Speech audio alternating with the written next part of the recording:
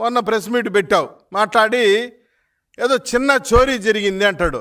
సిగ్గుందా అని అడుగుతున్నా నేను జగన్మోహన్ రెడ్డిని, ఆయనకు భజన చేసేటువంటి వాళ్ళని. కనీసం మీకు ఇంగిత జ్ఞానం ఉందా అని అడుగుతున్నా.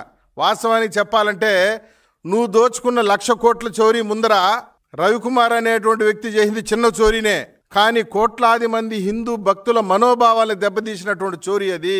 చిన్న చోరీ అని చెప్పేసి నువ్వు ముగించడమేంది నేను అడుగుతున్నా. పైగా అసలు విషయం అంతా ఏందంటే, రవికుమార్ అనేటువంటి వ్యక్తి చోరీ చేస్తూ డాలర్లు దొంగతనం చేస్తూ పట్టుబడి పడిన తర్వాత జరిగినటువంటి ప్రహసనం గురించి, జరిగినటువంటి తంతు గురించి మాట్లాడాలి.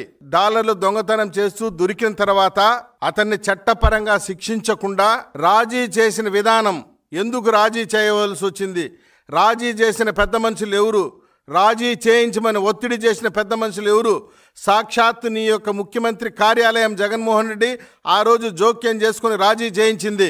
కేవలం 14 కోట్ల రూపాయలు టీటీడీకి గిఫ్ట్ రాయిచ్చాడా? ఎవరు సొమ్ము ఎవరికి రాయిచ్చేదయ్యా? దాని పేరు గిఫ్ట్ అంటారా?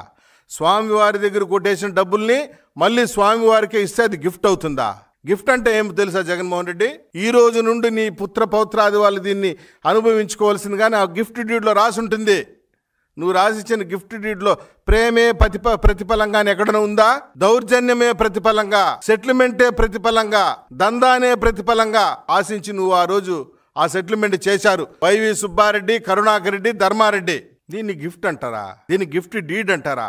స్వామివారి దగ్గర 240 కోట్ల రూపాయల ఆస్తిని కొట్టేసి ఒక 14 కోట్ల రూపాయల స్వామివారికి గిఫ్ట్ అనే రూపంతో ఇచ్చేసి మిగతా 100 కోట్లు కరుణాకర్ రెడ్డి, వైవి సుబ్బారెడ్డి, ధర్మారెడ్డి మీరు పంచుకొని దీని పేరు గిఫ్ట్ అని చెప్తే ఇక్కడ నమ్మడానికి ఎవరు వెర్రి వెంగలప్పలు లేదు జగన్మోహన్ రెడ్డి, గుర్తుపెట్టుకో. ఎవరు సిద్ధంగా లేరు భూమన కరుణాకర్ రెడ్డి, గుర్తుపెట్టుకో.